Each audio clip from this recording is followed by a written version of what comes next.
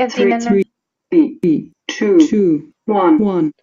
Buenas noches, mi nombre es Gina Naranjo. El tema de hoy, el que se va a tratar es relacionado con las listas y punteros.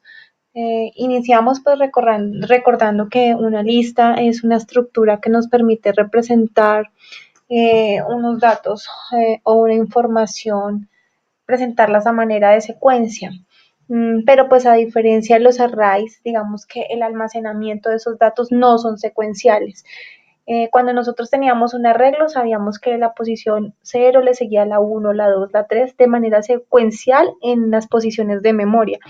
Pero en las listas simplemente un objeto está relacionado con el otro a través de un puntero y es así que se muestra de manera secuencial.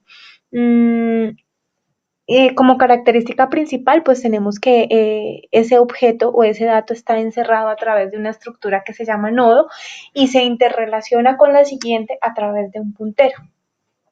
Con base en esa información, pues el ejercicio que se plantea era una lista de empleados con una cierta información que se debe presentar, se debe poder ingresar y adicional mostrarse.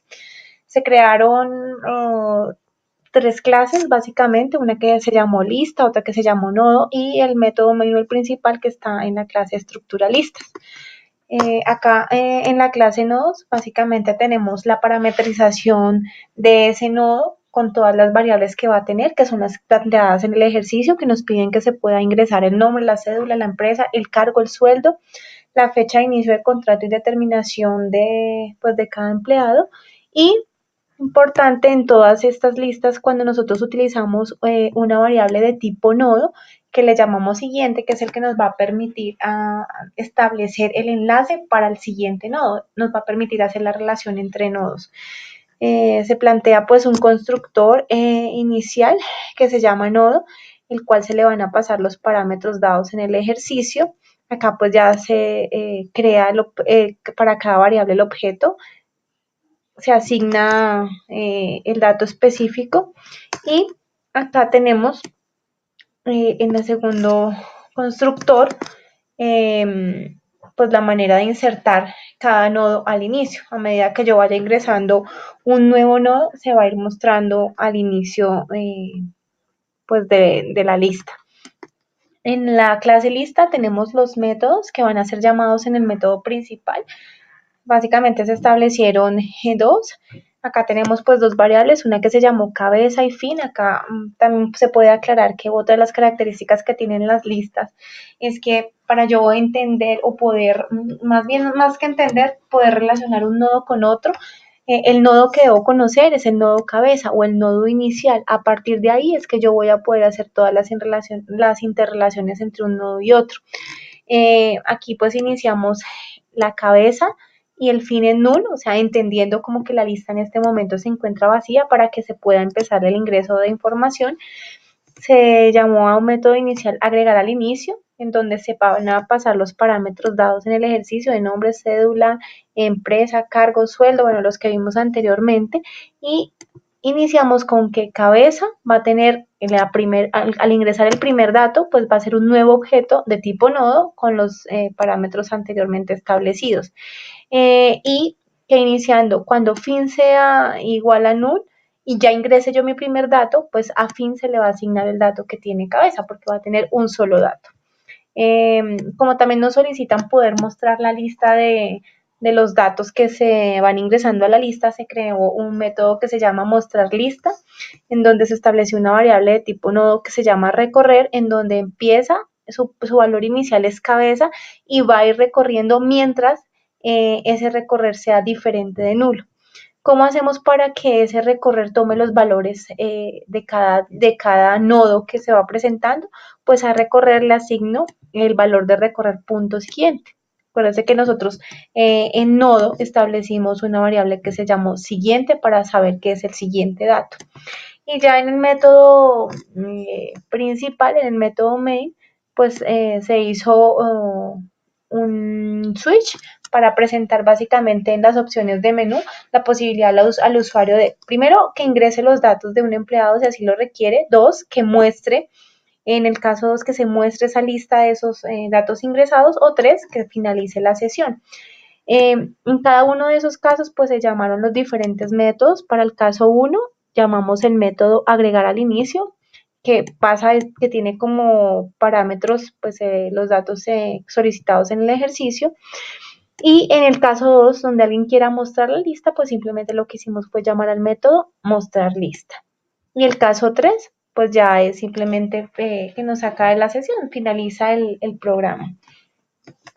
Viendo ya esto puntualmente en la ejecución, acá tenemos que nos dice, listo, usted desea ingresar, o sea, ahí está entrando al switch, al case 1, le digo, sí, quiero ingresar, me dice, digite el nombre del empleado, pongamos mi nombre rápidamente, el número de la cédula, bueno, el nombre de la empresa, no sé, pongámosle planta, el cargo que desempeña, se me ocurre, no sé, supervisor, digite el sueldo, la fecha de contratación, la fecha de terminación,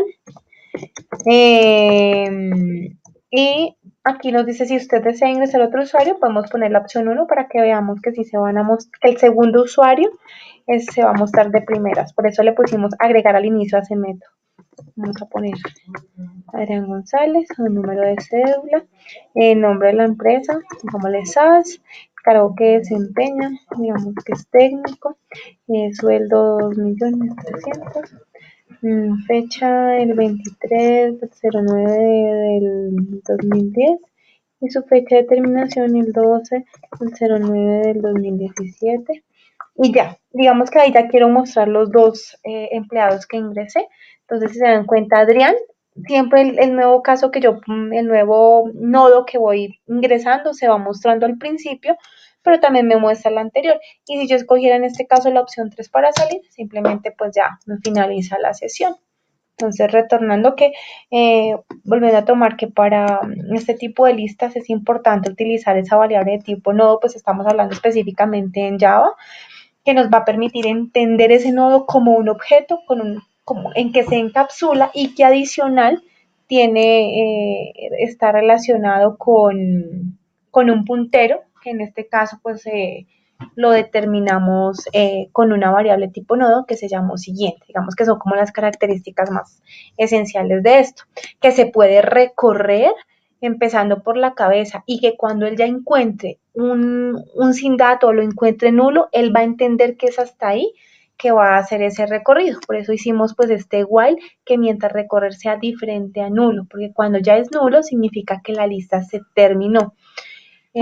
Importante recordar que los arrays tienen dimensiones fijas, las listas no. Yo puedo ir ingresando información de manera interactiva, es decir, a medida que voy ejecutando el programa se pueden ir ingresando los datos, mientras que en los arrays damos la dimensión al inicio o ya sea en el código directamente o solicitándosela al usuario a través de una captura por pantalla que nos diga qué dimensión necesita.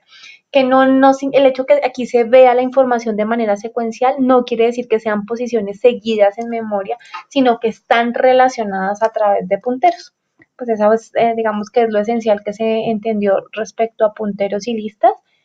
Pues espero haber logrado el objetivo de esta actividad. Muchísimas gracias.